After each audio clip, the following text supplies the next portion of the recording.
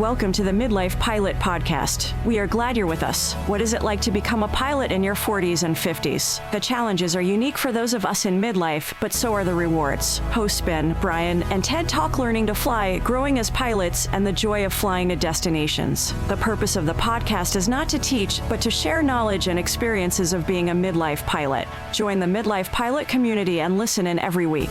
We are not CFIs or particularly intelligent, so if you want to learn how to fly, talk to anyone else other than the hosts of a podcast. Even this intro was too challenging for us, and we used a robot to do it. Okay, checklists are complete. Let's get the show started. Hello, and welcome to episode 83 of the Midlife Pilot Podcast, where we talk all things flying and aviation to midlife.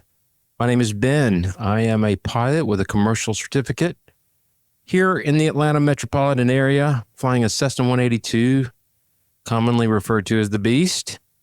Joining me tonight, as always, is my friend Brian, a private pilot in Nashville, home of the Bachelorette Super Charlie. He flies a Cherokee 180 that just fits the Brian Siskin vibe perfectly. We call her Lucy. How you doing tonight? I'm doing great. How are you? Doing awesome.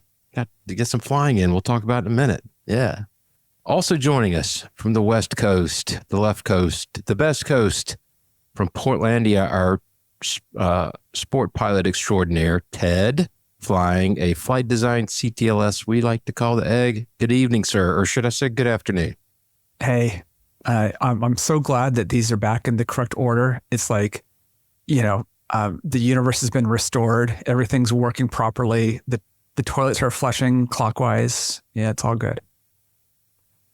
Just, be warned. It could happen at any episode. I might mix it up again, although there's only so many different ways I can go with it. So, yeah. We're broadcast live on YouTube, usually every Tuesday night around 8 p.m. Eastern.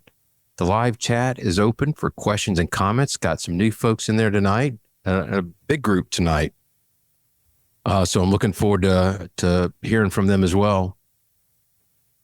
It's primarily an audio only or audio podcast. So we would request that you subscribe using our favorite app or your favorite app. It could be my favorite app too. I'm not sure. You can find podcast links, contact info, and become a Patreon supporter all at our website at midlifepilotpodcast.com. Again, that's midlifepilotpodcast.com. Thanks for putting that up, Ted. So, how's everybody been? Is anybody getting any flying done? I think we've all done a fair amount here recently, which is I think so too. Which is great. It's nice when nobody's waiting on an annual or some other calamity. But yeah, I'll just start in first. But basically, I had one of these moments recently flying that was ultimately pretty pedestrian, right? It wasn't, there's not an exciting tale to tell about it. But I really had this moment where me and my buddy Luke, we were flying out of Romeo Hotel Papa, I think is what it is. It's Western Carolina, Andrews, North Carolina. And it is in sort of nested in the mountains. It's really beautiful.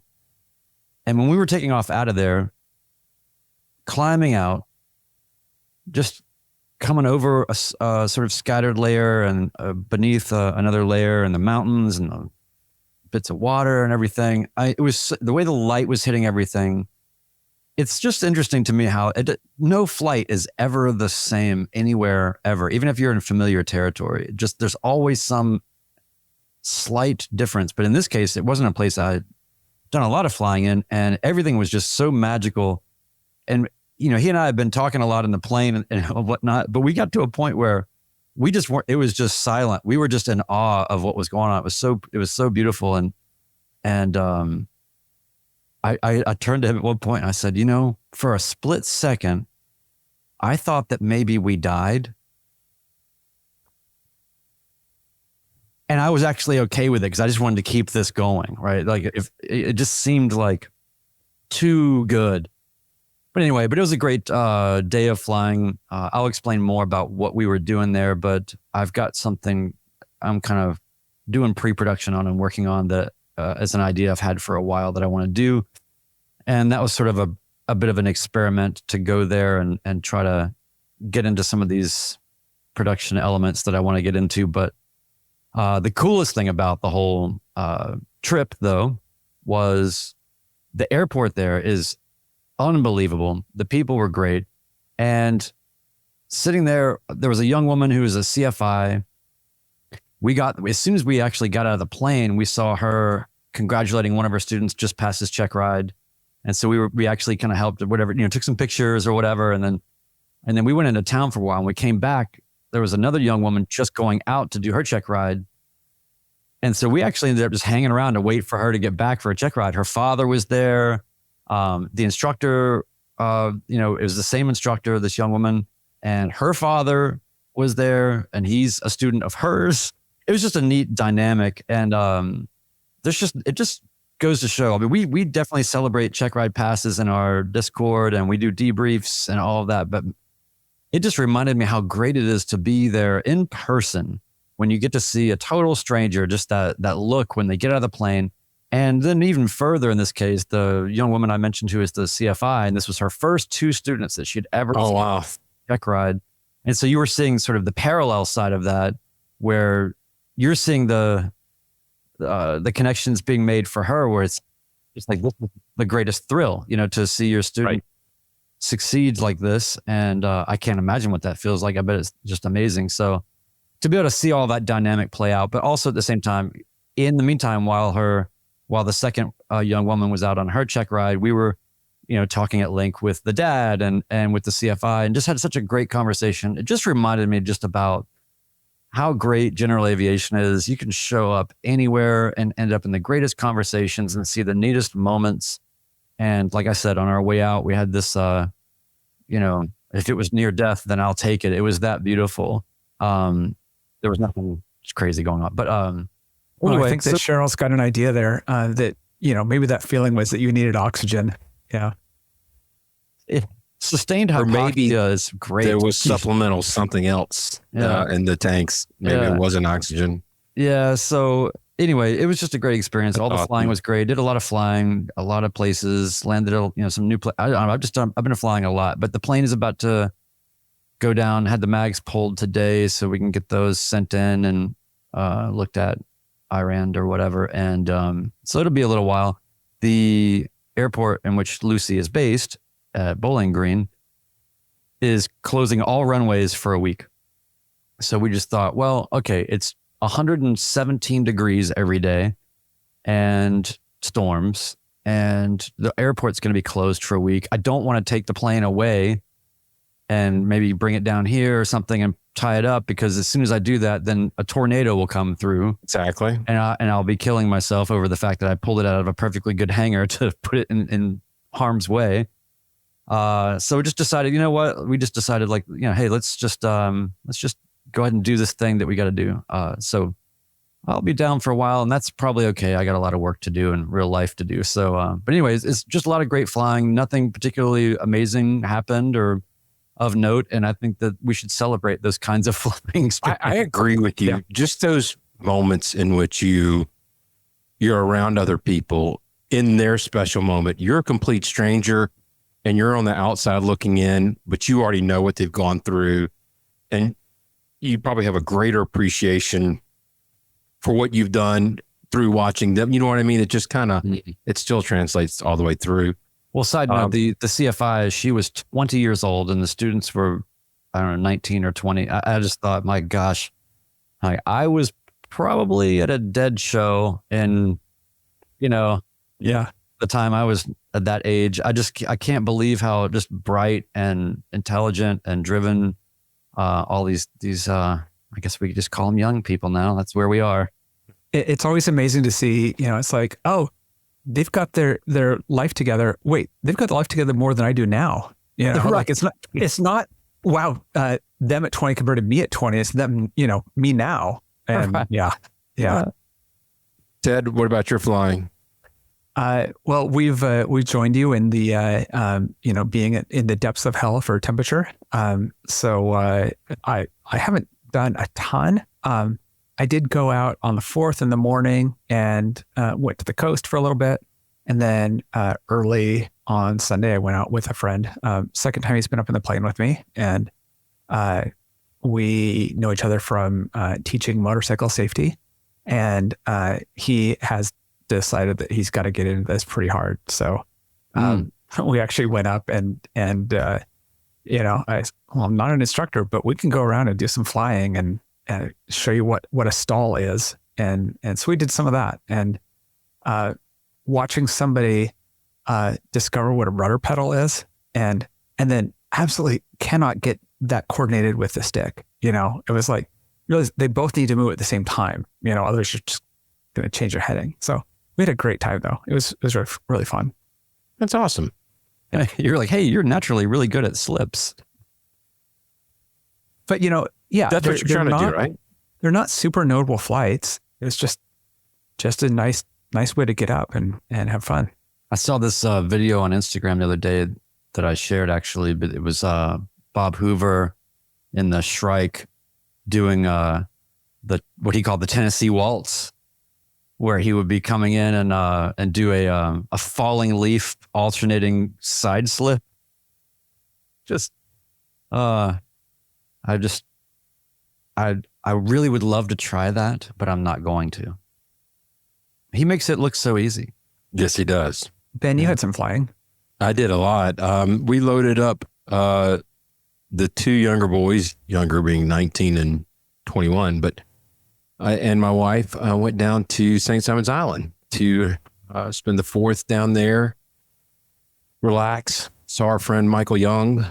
But what was interesting is as it happens this time of the year, is the weather planning and the zigzagging around storms. And before I get too much further into it, NOAA, I always loved this. We were followed IFR, so we got above the layers and we were in between layers. I saw pictures of what you were talking about, Brian, when you were with Luke in that magical moment. And it was very obvious to me, this is the first time Noah's flown IFR with me. Mm-hmm. And he was kind of having that same out-of-body experience. I enjoyed it too, but I think I've been subjected to it quite a few times, and I still love it. I think it's one of the coolest things to do, flying an airplane. But to see his reaction for the first time, I think was very similar to yours. He wouldn't stop talking about how awesome it was. So what was fun about it, or what was interesting about it, Brian, if you'll recall, when we had the St. Simon's fly in, and we're coming back from Spruce Creek, and we're kind of rushing in to get in before the storms. Well, this was kind of similar to that, in that I had timed the flight. It's these pop-up thunderstorms. They don't move very much. They just kind of form in place, and then they, run its course and dies off. So we're sitting here watching the METAR, checking it about every 10 minutes. And, we're about an hour out and it's pouring down raining. And my sister's texting me, you're going to need to divert, blah, blah, blah. And I thought it was going to run its course. And sure enough, they give me an assignment, or I told them which procedure I wanted to do, which approach I wanted to shoot. And I said, I got a feeling I'm going to break out at 2000. And if I get a visual on it, we'll switch to a visual, because they didn't have an IFR approach for the runway that was most favored.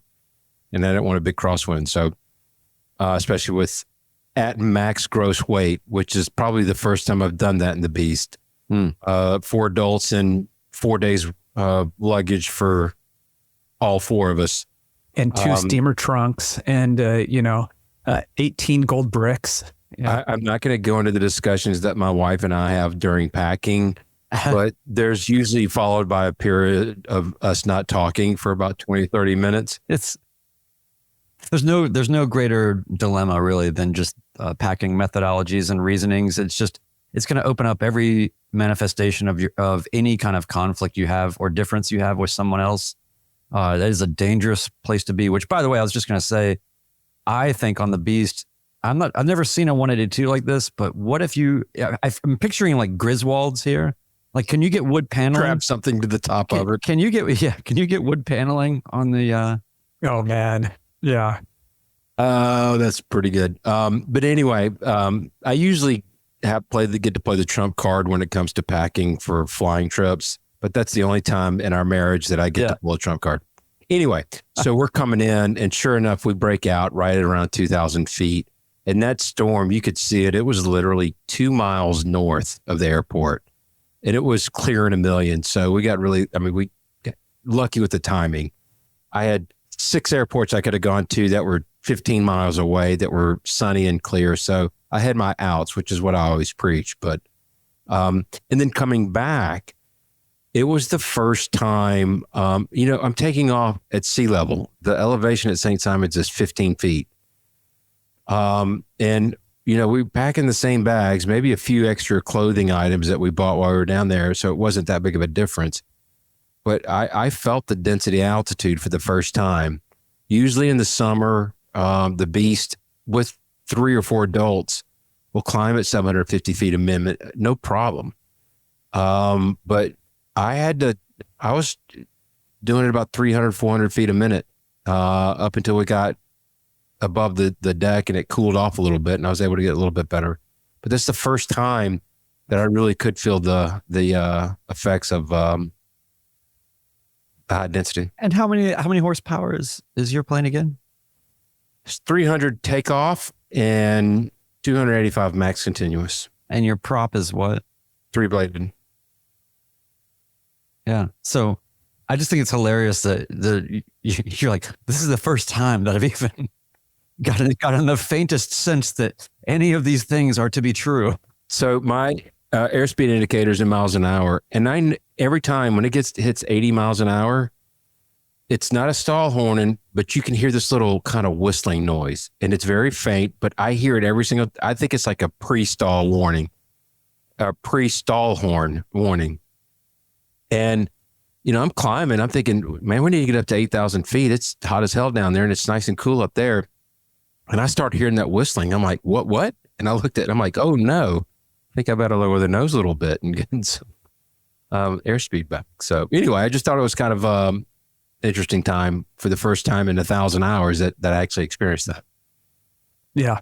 Do you know what the density altitude was when you're taking off? I looked it up, Ted, and I can't find my notes, but it was, I think it was plus 1,500, maybe plus 2,000. Yeah. I was doing 4,000 in the mountains. Yeah. So anyway, it was a fun trip. We got to dodge some storms, and actually, for the second time in my flying career, I actually got put on a speed restriction coming back into Mccauley. Who were you catching up to? I don't know. They must have been a tail dragger or something, or they just didn't space us right, and they wanted me to slow it up. So.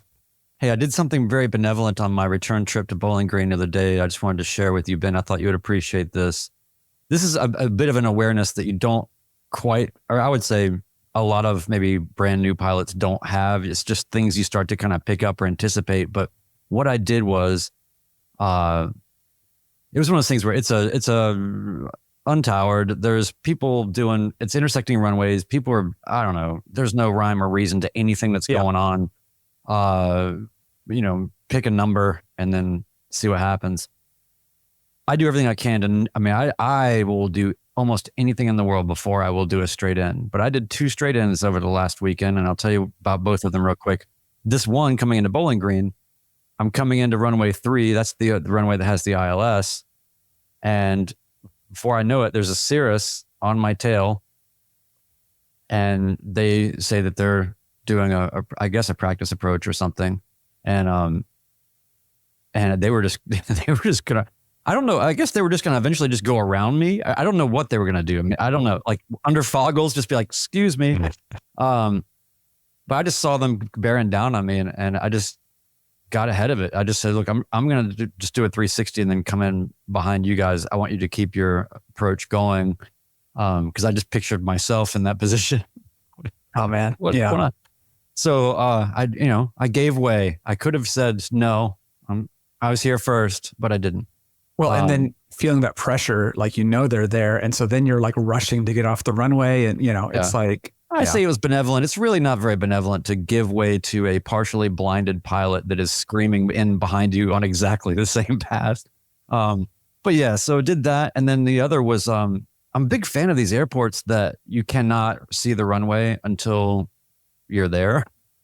Nestled in around the bend of a mountain or RHP's that way, right? Yeah, man, it was. I've flown into there, but it's a little easier to spot coming from my direction than it is yours. Yeah. Yeah, coming from the west, there's so many little ranges coming out that it is nearly impossible to figure out until you're really right on it. What is happening there? But on that whole scenario, I did a straight in as well. And then when I saw that people were coming out the other way that weren't talking or various things, I just I said, okay, well, you know what, I'm gonna do it different. I'm gonna do a left downwind and I'm gonna do a short approach. I just found myself doing a lot of, and maybe it's like a reminder to people. I don't know, or I'm not trying to be a pilot helper person necessarily, but I'm not an instructor. Pilot helper, maybe. I think I like that term. Yeah, maybe your new. We're pilot helpers. Take it for what it is. But just being so proactive about. You get a sense in the pattern at non-towered airports that people feel an entitlement to the path that they are on and the way that works relative to sequencing and what other options are happening, especially when you've got a lot of different things going on. And I am so quick in terms of if there's any ambiguity at all, most of the time I will just do a 360 or two 360s or, almost create my own little hold to just let the elements kind of sort out when you can kind of tell that this guy's a little, he's only making about half the calls and then this person's doing an ILS and then they're coming in the wrong way. And I don't know. You never have to, there's something about the feeling of the continuum of flying and the training and the way that it works is you start to get into this habit of, well, I'm here and I'm going there, but you can always just suspend operations for a minute in space in a safe way and in a smart way relative to where you are. But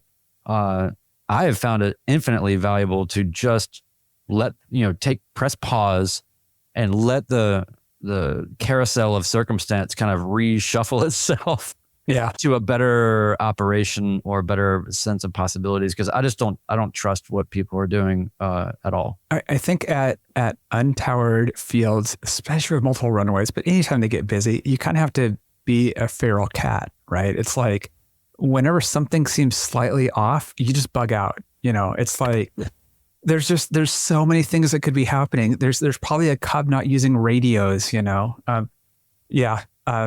We two short things with that. We had an air coupe on the ground at this one little airport we're at, and it's like, oh, he's just sitting there. He's not using a radio. Is he going to take off the opposite direction after we land?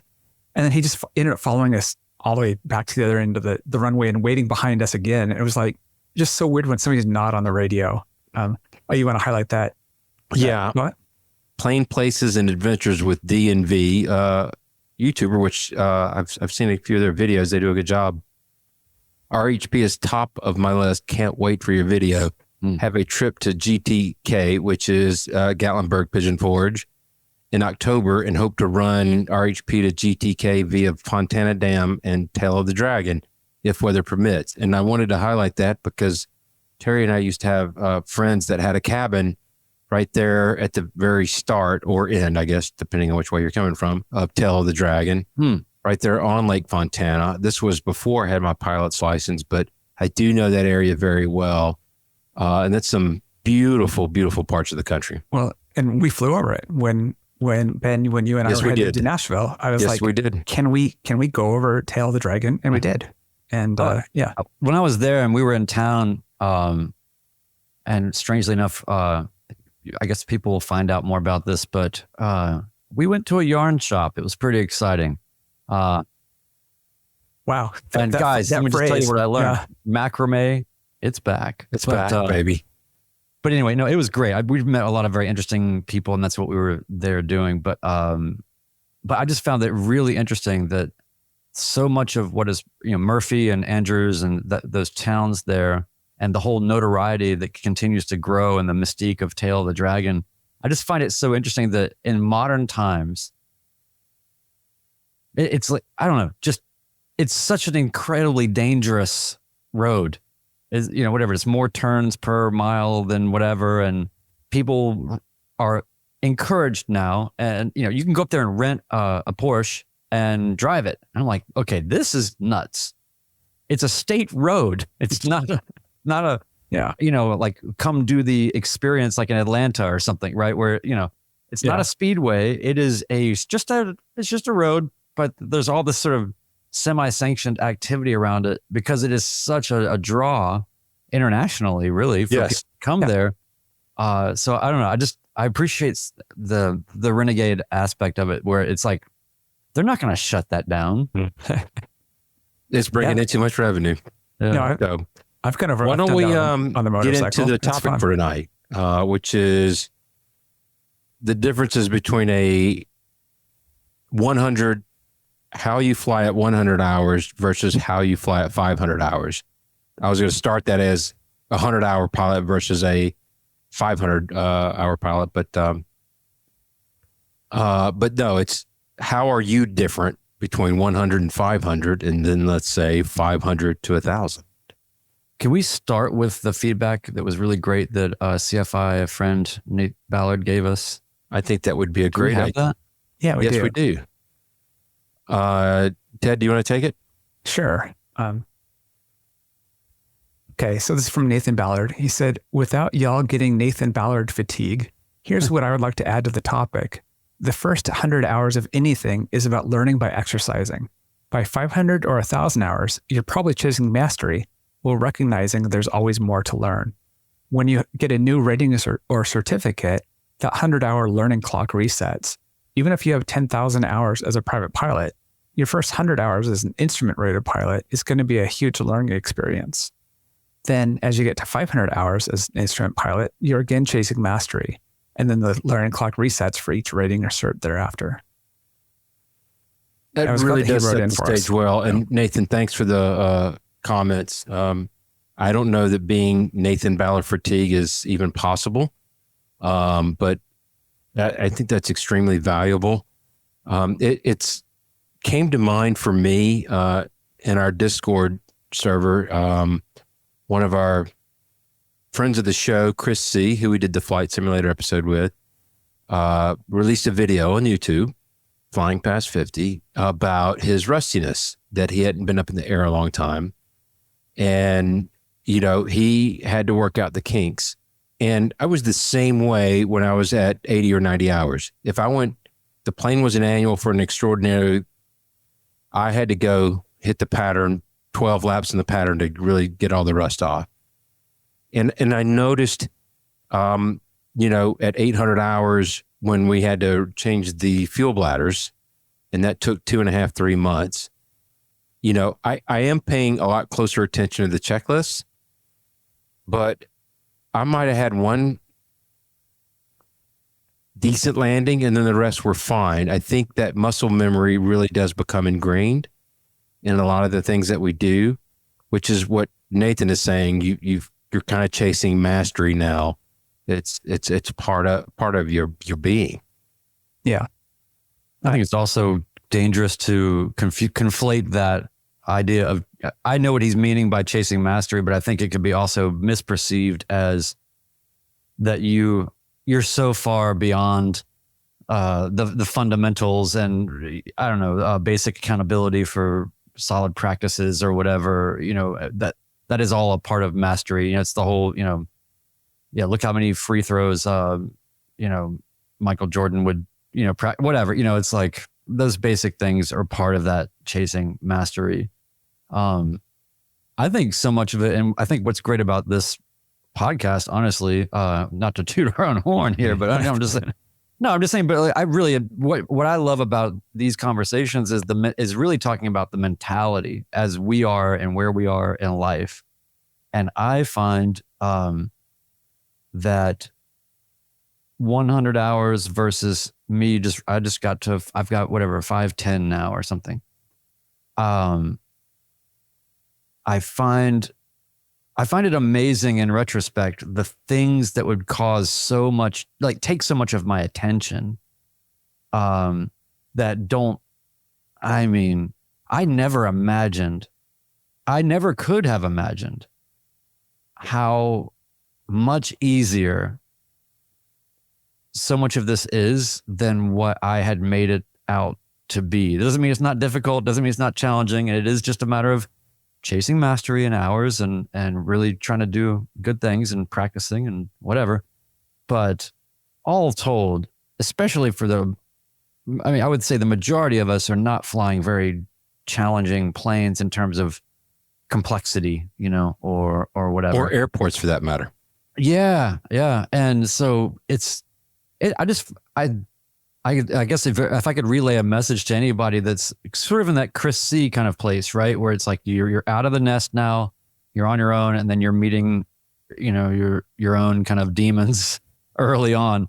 Well, look, we talk about the killing zone all the time, and that Ted, you had shared that graph recently, right? But it was the hours of 51 to 100. The spike that's probably the highest. That is the most dangerous place that you can be statistically. And I think it's a lot to do with those kinds of things. So anyway, I think the thing I'm trying to highlight here ultimately is that if you're just getting out of the nest, it is going to be mind-boggling to you by the time you hit 500 hours, how the things that seem really attention-grabbing and take, saturation and all that, it is not even remotely I don't get saturated really. I mean, the only time I can get saturated, I think at this stage, obviously not instrument flying or those helmet fires, but I'm saying just normal VFR flying, that kind of thing. Maybe just when there's a lot of complex, instructions and configuration changes, and I don't know if there's something weird going on, but typically there's really I don't really get saturated anymore. I recall a time, and I'm calling you out, Brian, but please. I guess I'll bet 90% of the people are in the same boat. But I remember when you did a trip somewhere down in the south, west of you, and you got stuck in Shreveport. Mm-hmm. But I think during that time, you would never allow yourself to be caught between layers there. Yeah.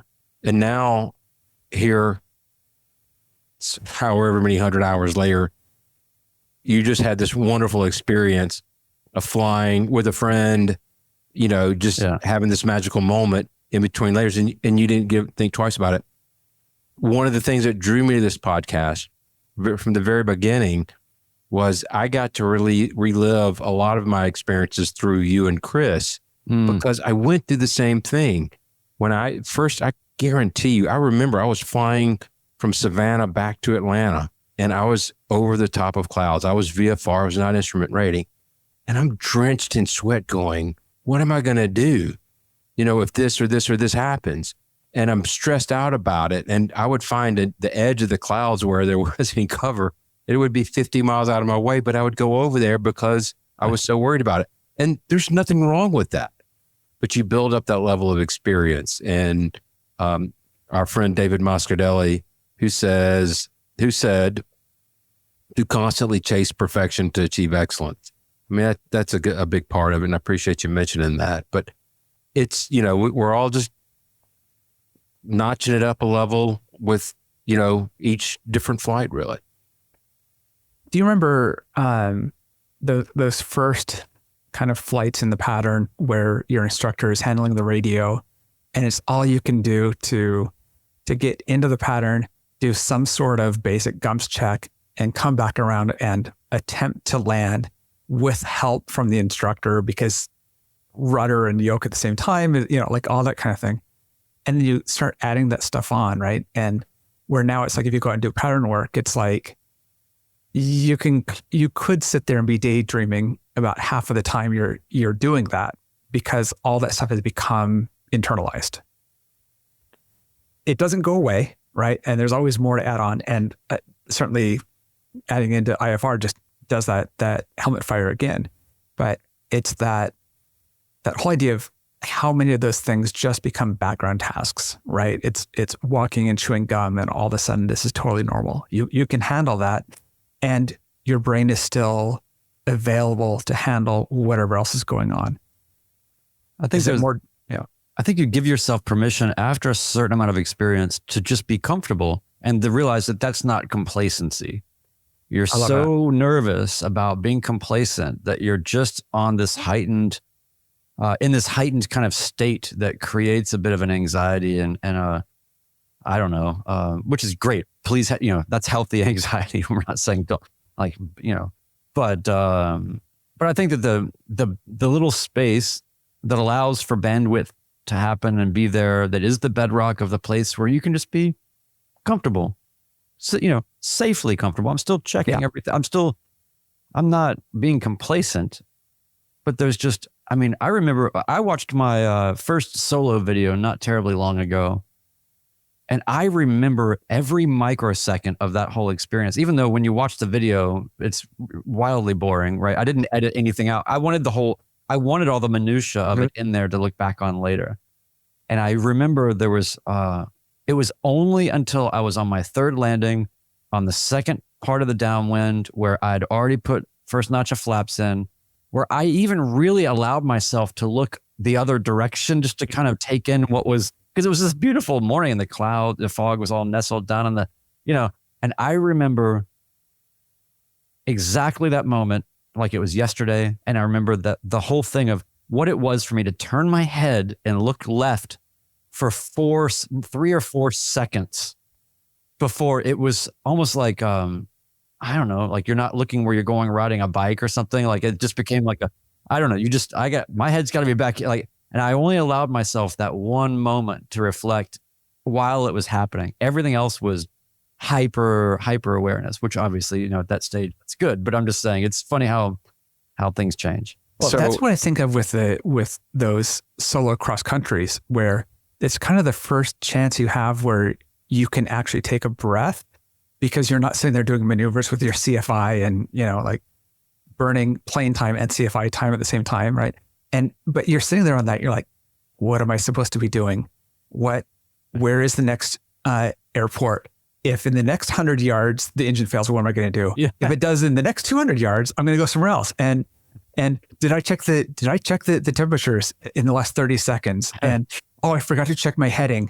I need to, like that whole, it's the anxiety of things that aren't happening that makes that kind of.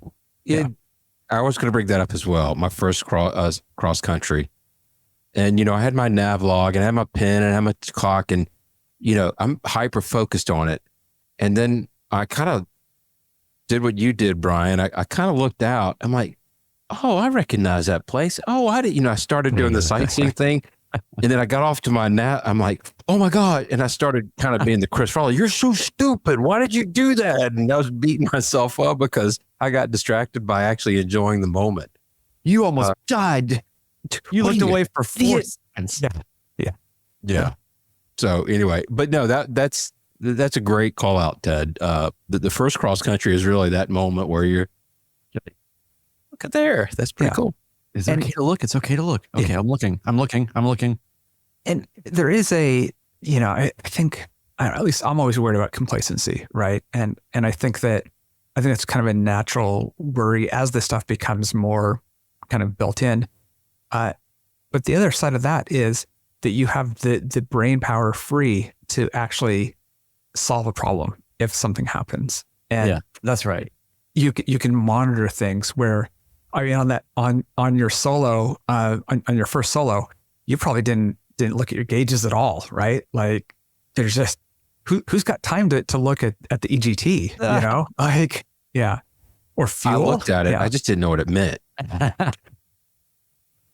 350, is that good. too hot? Yeah, exactly. I actually get to, my plane is a Cherokee 180 is just an incredibly simple aircraft. There's just, I don't know. There's really just not even a lot of things, right? I don't know. So I actually find myself, I'm 60 miles out and I'm still so conditioned to be, ahead of the airplane, what else can I do? What else can I do? And I'm starting to get frustrated because I'm like, there's really nothing else. I'm trying to invent things to do. I'm like, okay, well, what if I had this VOR on standby over here? Or I'm trying to figure out just 14 layers deep of anything that I can possibly do. And I'm running out of stuff because there's really not that many things. So, Brian, you just passed 500 hours like 10 days ago. I mean, it's in the last week or so. Yeah. In the last week. Yeah. Ben, I know you're over 1,000, roughly where you at? About 1,045. Okay. And I'm just a couple dozen below 500. And the reason I say that is not as a comparison, but it's so that our listeners know what it is, what's the experience that we're talking about. And it's like everything else, right? It's like the hours don't matter. What's the points are made up, and however that Whose Line quote goes. What point you solo at doesn't matter and that type of stuff, but it also, knowing those numbers kind of gives you something to get an idea of what the experiences are that people are having. Yeah, like for Chris, it's like, hey man, trust me, when you get to 500 hours, you're going to feel. We have a pretty good cross section here of people that are trustworthy and reasonably safe pilots that really care about piloting and not dying, and we've all reached this point, and it's amazing, how much better it feels. And Ted, I was going to ask you, you're basically at 500, and but you've done. So in the last 12 months, I think I have a little over 200. You have a lot over 200 in the last 12 months. I feel like if you thought about it as like almost like gears, I feel like 500 hours is the first relief of some overdrive, fifth gear, you know what I mean? Where the RPMs can kind of settle back a little bit, and you can kind of, it doesn't mean that again, this is not about like the path to complacency is exactly what we're talking about, right? Yes. We're aware of this, but still you do get to this place. I guess what I was wondering is if we wanted to zoom in a little bit on the hours between 300 and 500, and Ben, you're probably not going to quite, I don't know, maybe you'll remember a little bit about what that sweet spot is. But in my experience, I can say hours 300 to 500 were monumental for me in terms of just my overall comfort level. I spent a lot of that time experimenting. Before I was doing a lot of just do it right. Yeah. Now I understand a little bit more. I'm still very influenced by the episode we did many moons ago with Kerry Mccauley, where he just said, if you just got your license, he said, look out of the clear parts of the plane and go fly it, and I really spent a lot of time, on stick and rudder and doing that, not for precision and measuring everything, but just, I don't know, just getting out there and being like, I don't know, what happens if I just pull power here? Or what happens if I just go, you know what? I'm just going to do a partial power from, I don't know, right here, 1,500 RPMs, all I got. How am I going to set this up? And it's not even about like, I'm doing this drill now. It's more like, this is fun. Yeah. So anyway, 300 to 500 is the experimentation era for me. So I do remember some aspects of it, but I have you to thank for it. I was going back and I was watching one of your older videos of the Outer Banks. Oh, yeah. And that whole experience. And you had made some commentary about me. And I think that I was probably right around that 500 hour mark. Really? Then? Yeah, 500 or 600 hours maybe. I'll have to go back in my logbook and see. But you were making the comments about how I just kind of... Yeah. One with the airplane. You were just, there was no disconnect between you and the control. And I never considered it until you called it out in that video. And actually it's on top of mine now when I do it, because I want to make sure that I don't forget anything. But that's when you got your nickname. Juliet Victor's comment real quick, Ted, and then we'll get over to you. Yeah. The biggest difference between 100 and 500 hours for me was beginning to recognizing those things that I did or didn't do that could put me in an unfavorable scenario. And I would add to that, that's a great point. And I would add to that, I keep a diary now, thanks to Mr. Siskin. And I call those out in that diary. Just when I write things down on paper, it helps me commit it to memory. So yeah, I'm sorry, Ted, I interrupted you earlier. No, that's okay. So Outer Banks is where you got your nickname of the Sage. And so I mean, Ben is always has been the Sage, but that's where the nickname came from. And of having that experience and being around, Brian, you were probably at 200 hours then? No, I was probably at 90 or 100 or something. Yeah. Okay. Yeah. That was a big, I mean, and actually that's what one of the Check Ride graduates or whatever you want to call it, passers that I met the other day at RHP, this young man, you know, we also as pilots tend to offer unsolicited input.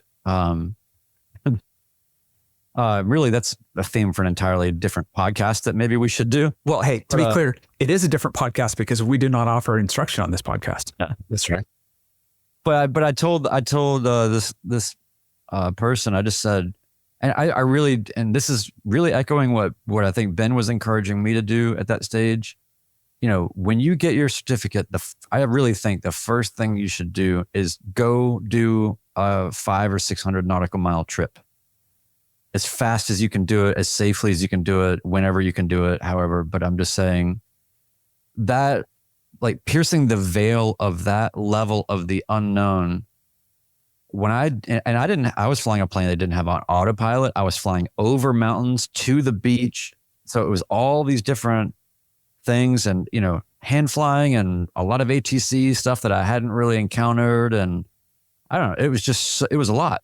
And honestly, and also doing that much, just Ted, for you to fly 6 hours in a day probably feels like nothing, but you know what I mean? Like, but for me at that stage, to fly 2-3 hour legs was mind bending, you know? And it was so great. So after that, just really getting out of the nest in that way, and doing a great trip like that, I never was the same, and I never looked back after that. That first one that you do like that, it does, you know, you get your certificate, it's a whole new world. But when you make that first solo cross country, not for anybody's pleasure, but your own, and you're on your own time, that's when things really do start to change. Yeah. There's one thing that I had been thinking of the 200 to 500, the difference was ferrying my plane back and having that trip coming up. I plotted the whole thing. This is 2,000 miles across 6 sectionals, and wrote out my paper flight plans as backup to the backup to the backup, and it was all new terrain to me.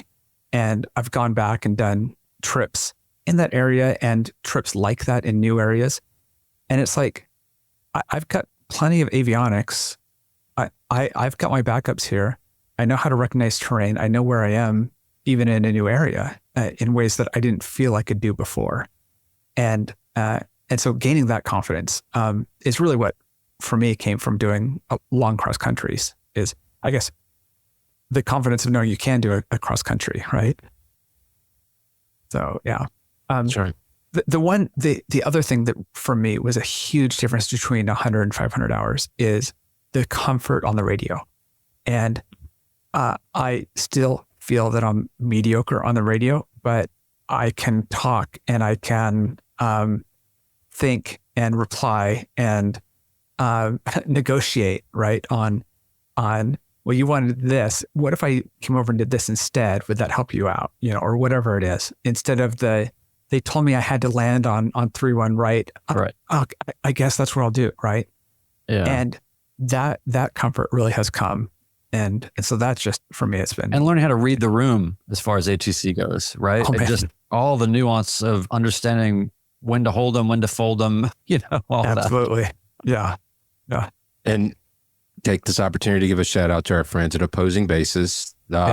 Always. It's listening to 300 plus episodes has also helped me read the room and get a lot more comfortable talking with ATC.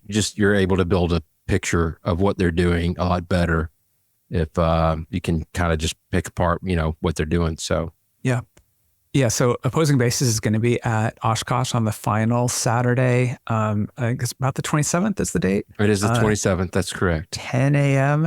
At the AOPA Pavilion. There you go. So You'll be there, Ben? well, if they're listening, maybe, but if they're not listening, then no, I won't be Okay. there. So My bad. yeah, thanks.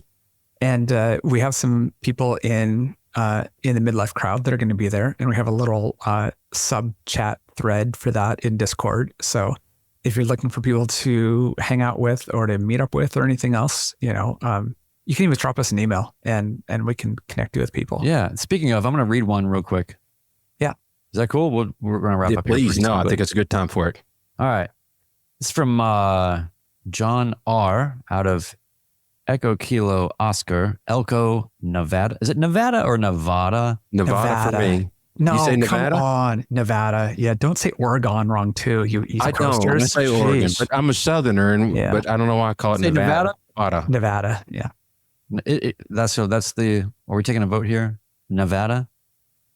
Or is that That's- it? That's. I don't know. That's yeah. All right. We'll call it Nevada. I got to say it with a little bit of a, Yeah. I don't know, a Yankee tone or something. Nevada. He says, "Good morning. I just discovered your podcast. I'm happy to say I'm a midlife pilot. I took my first light sport lesson on my 65th birthday this past February. It's awesome. Yeah. 3 months later, I passed my check ride. That is cruising. That is. I'm now shopping for planes and I have my eye on a Zenith 750 stall. It seems perfect for my mission, but I'm a little concerned. I won't be happy with the low speed. On the other hand, a friend advises that slow isn't bad and that it can also translate to lower insurance rates. And of course, my financial advisor is, well, let's just say skeptical. We know. So I don't really have a question, he says. He says, I'm just happy to be part of this community. Thanks for your cool podcast. Your low-key, self-deprecating, supportive approach is great. I think you guys are the aviation equivalent to unnamed, slightly political podcast. But Fully politically themed podcast with hosts. Yes. yeah, so he's basically saying, like, you guys seem vaguely capable. That's, so that's good. No, but I really appreciate that. And I'm Yeah, that is super nice. excited for anybody that's just getting out there. And then obviously getting into the whole owning a plane or dealing with insurance or figuring out what path to go or what your mission is. We have a lot of episodes that touch on various levels of that, but all very exciting. Yeah. I think Vaguely Capable would be the name of my autobiography. Yeah. And I I think thought your that was the subtitle of the show. Yeah. epitaph should be always have an out. So I'm writing that one down because I think I may try to make that work out. Yeah. I have a couple of kind of random shout outs. We're shouting out OB, but there's a couple of kind of random podcasts and videos that I want to recommend. The first is Aviation News Talk, episode 336. He is a big Cirrus instructor, and he talks to a instructor who's got over 10,000 hours in the Seattle area who was in a Cirrus that he had to pull the chute in at a somewhat low altitude.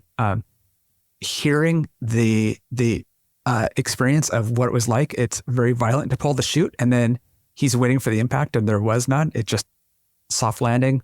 Worst injuries were getting out and crawling through blackberry vines. So great to hear what that's actually like and hear it first person was really cool.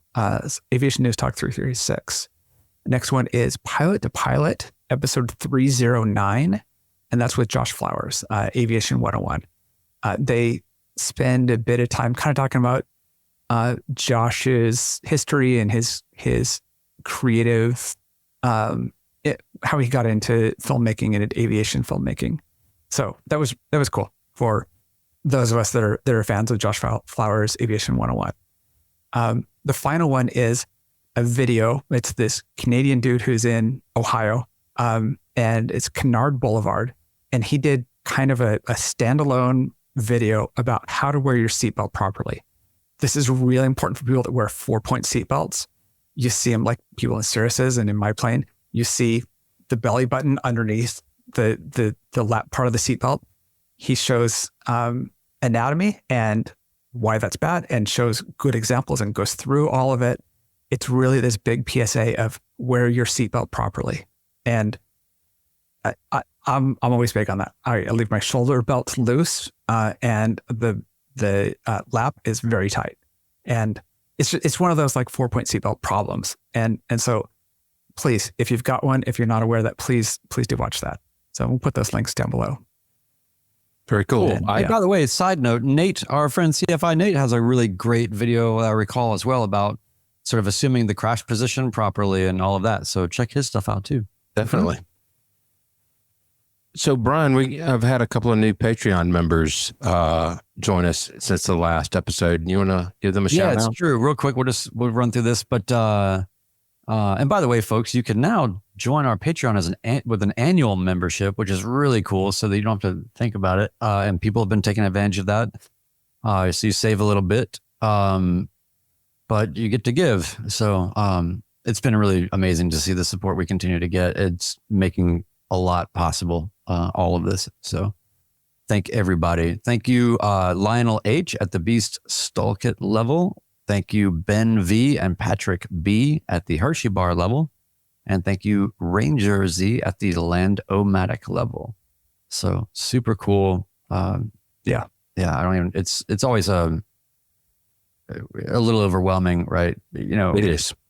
We put a lot into this and, you know, we don't expect to get, you know, we all went into this thinking, you know what, like we'll make this happen, but just see people really stepping up and making it to where there's an equality of energy there going on. I really love it. So speaking of making it happen, the chat's blowing up right now. And it is. Ben, do you want to address that? Yeah, I will take it upon myself. I would love to do a Midlife Pilot meetup at AirVenture in 2025. I'm going to start working on that. Our friend Michael Young has some connections to some people that own several properties in the Airbnb world that they give him first dibs at. And these are some pretty large places, and it's a very, what did they say, inexpensive Uber ride to get there. So, and of course you could camp if you wanted to, but I definitely think maybe a live show or meetup at least. We'll do it July of next year for that. And also we're kind of talking about a 100th episode. It's very early getting in the works, but be on the lookout for that. We may pick a section of the country where we don't, if you get there, great. But we're not expecting. The goal is for all of us to be in the same place at the same time. We've never done a podcast with all of us in one room. Yeah. Whether there's people there or not. Yeah. Yep.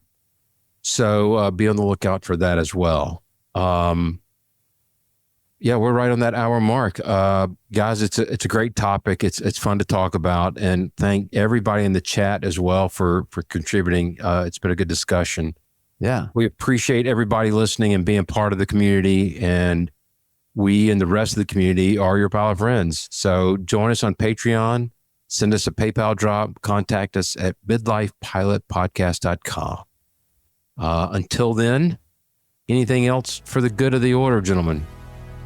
Good. Yeah. Well, let's wrap it up.